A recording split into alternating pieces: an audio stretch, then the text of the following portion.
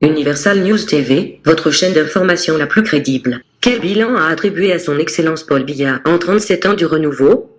Du 6 novembre 1982 au 6 novembre 2019, ça fait exactement 37 ans que le président Paul Biya est à la magistrature suprême du Cameroun. Le 37e anniversaire de son accession à la magistrature suprême est donc un moment fort et plein de symboles pour faire le bilan du renouveau. Suivons ici les grands axes du bilan du renouveau de son Excellence Paul Biya. Suivons. Le 6 novembre dans l'histoire du Cameroun est indissociable d'un homme, Paul Biya, devenu deuxième président de la République le même jour, il y a 37 ans. Son parcours académique et professionnel est imposant et son magistère une succession de défis relevés. Indéchiffrable pour certains, le chef de l'État s'est pourtant dévoilé à travers quelques petites phrases. Voici Paul Biya tel que vous ne l'avez peut-être jamais connu. Portrait signé Yves-Marc Medzo. De lui, on a très souvent eu une image trompeuse et pour cause, malgré les 37 années passées à la tête du Cameroun, Paul Biya a gardé entier son mystère. Ne pas parler fort ne signifie pas pour autant que l'on n'a rien à dire. Aux prises de parole intempestives ou à l'emporte-pièce, le chef de l'État camerounais a en effet toujours préféré le propos mesuré ou carrément le silence, mais un silence très expressif. Le silence et la modération ne sont pas des signes de faiblesse.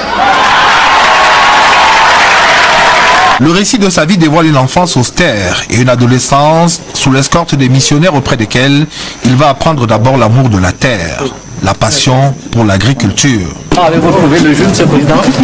Excellent. C'est le pur ou le dilué que vous préférez, M. le Président? Je préférerais un peu le dilué, mais le pur, c'est le top à ce qu'on dit. Je crois aussi qu'il est très bon. Tout est bon ici. J'exhorte les Camerounais à consommer ces jus de fruits. C'est bon pour la santé. Et vous restez vous-même agriculteur dans l'âme? Mais toujours. Ses passages successifs au séminaire et dans différents autres établissements de renom au Cameroun et en France vont par ailleurs lui inculquer le renoncement et le respect du bien public. Un des objectifs que je m'étais fixé le 6 novembre concernait la moralisation. Pensez-vous que nous ayons atteint l'objectif dans ce domaine? Pour moi, non. C'est donc tout naturellement que la lutte contre la vénalité va constituer l'une des batailles les plus épiques de son règne. J'ai donné des directives au gouvernement, au Premier ministre, au ministre des Finances, au ministre de la fonction publique, à tout le gouvernement, pour qu'ils montent d'un camp. Dans cette lutte. Dans cette lutte. Nous ne pouvons pas lutter contre la pauvreté en laissant les gens détourner les fonds publics. Conscient d'être à la tête d'un pays objet de tous les appétits, de toutes les convoitises, Paul Biya va plaider pour une relation totalement décomplexée entre le Cameroun et l'ensemble de ses partenaires internationaux. Le Cameroun est ouvert à la coopération internationale. Il reste fidèle à toutes ses amitiés et à tous ses engagements. Mais il entend voir respecter ses options et sa souveraineté. Père de famille attentionné, il va trouver auprès de la première dame Chantal Biya le supplément d'âme et d'humanisme nécessaire pour réduire les fractures sociales et préserver la concorde entre différents groupes sociologiques du pays. Au Cameroun, les communautés religieuses vivent en harmonie dans le respect des croyances et de la foi des uns et des autres. La laïcité de l'État au Cameroun, c'est la garantie de la paix. C'est le respect de l'autre et de sa foi. Et c'est l'école de la tolérance.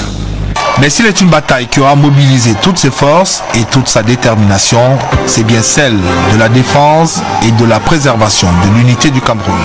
Allons-nous, alors que nous avons à faire face à un double défi majeur, consolider notre démocratie, redresser notre économie, allons-nous, disais-je, laisser remettre en cause notre unité nationale, cet acquis essentiel, ce socle sur lequel repose notre pays?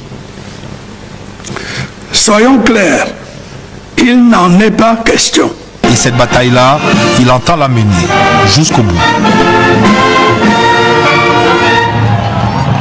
Coup d'œil rapide sur la diplomatie pour cette première année du septennat des grandes opportunités. Paul Biya est resté fidèle aux principes de paix et de solidarité internationale qui fondent la politique étrangère du Cameroun. Revue de quelques victoires diplomatiques qui font du chef de l'État camerounais une référence auprès de ses homologues avec Joseph Clément Omba. Le 10 octobre 2019, au Centre des Congrès de Lyon en France, en marge de la 6e conférence de reconstitution du Fonds mondial, chaleureuse poignée de main entre le président de la République Paul Biya et son homologue français Emmanuel Macron. Cette image forte de la première année diplomatique du septennat des grandes opportunités a valeur de confirmation de la grande estime dont joue le président Biya auprès de ses pairs. En Afrique centrale, ce sont ses pairs qui lui confient les rênes de la présidence en exercice de la Communauté économique et monétaire d'Afrique centrale CEMAC.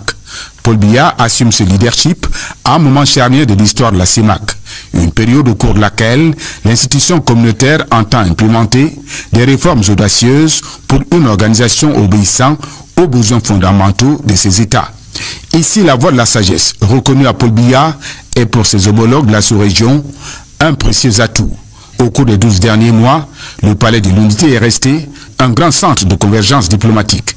D'éminentes personnalités reçues en audience pour un Cameroun qui réaffirme sa diplomatie de présence, impulsée des mains de maître par le président Biya.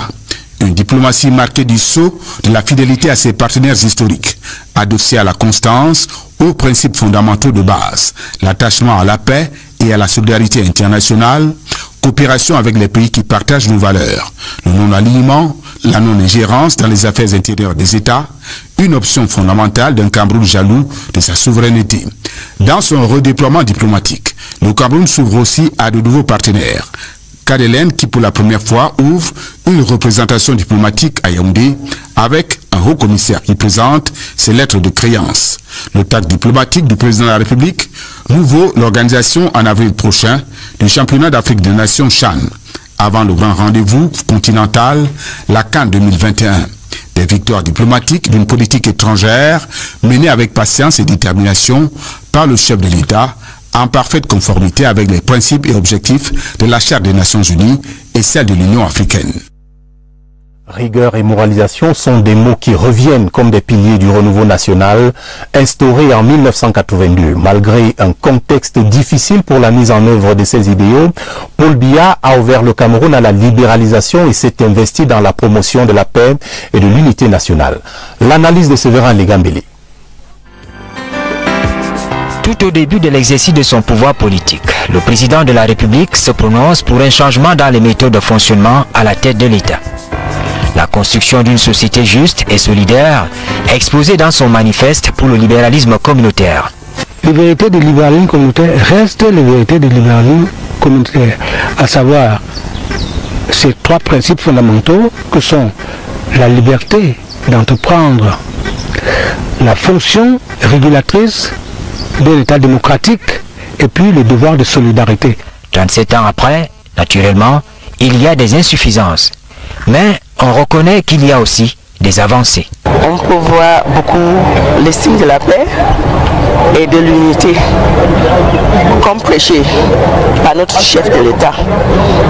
On voit qu'il essaie de faire tout pour que la paix règne au Cameroun. Il y a beaucoup de difficultés au Cameroun, comme maintenant le problème ici au nord-ouest, au sud-ouest. Je connais que Monsieur le Président de la République, dans son cœur, il pense toujours que la paix revienne ici dans nos deux régions. Aux idéaux de rigueur et de moralisation énoncés, on a ajouté au renouveau un autre pilier, la libéralisation de la vie publique avec un accent sur le respect des lois. Je crois que le chef de l'État est resté vraiment avec ses principes dès le début, dès qu'il a pris le pouvoir, avec le renouveau, et il prêche sans arrêt pour que le pays soit un ensemble. La priorité dans le pays, c'est maintenir la paix, parce que sans la paix, il n'y a pas de développement. Après la paix, il y a l'unité. Et le président de la République a réuni tous ces facteurs. L'œuvre de construction nationale s'inscrit dans un processus perfectible. Il faut pouvoir transcender les divergences pour atteindre l'objectif final. Actuellement, nous sommes en pleine démocratisation et le contexte a naturellement changé. Les acteurs n'étaient pas des acteurs concurrentiels, c'était des acteurs monolithiques. Aujourd'hui, ce sont des acteurs qui puissent dans le pluralisme politique. Donc je pense que ce discours-là mérite d'être renouvelé, remis au bout du jour pour que les générations actuelles s'en abreuvent et en prennent acte pour construire des perspectives communes pour tous les Camerounais. Dans une démarche prospective, le renouveau aujourd'hui célébré doit encore faire davantage dans la promotion de la paix et de l'unité nationale, deux valeurs républicaines. La célébration du 37e anniversaire du renouveau a donc été une occasion pour tous les Camerounais de réaffirmer leur attachement aux idéaux de paix et d'unité nationale. Ici, Christine Muriel, pour Universal News TV. Merci de suivre Universal News TV sur YouTube. Nous vous rassurons que les informations que nous diffusons au quotidien sont suffisamment crédibles. Alors, n'hésitez pas à liker la vidéo si elle vous plaît, et si vous êtes nouveau sur la chaîne. N'oubliez pas de vous abonner et d'activer la cloche de notification pour ne pas rater nos prochaines vidéos.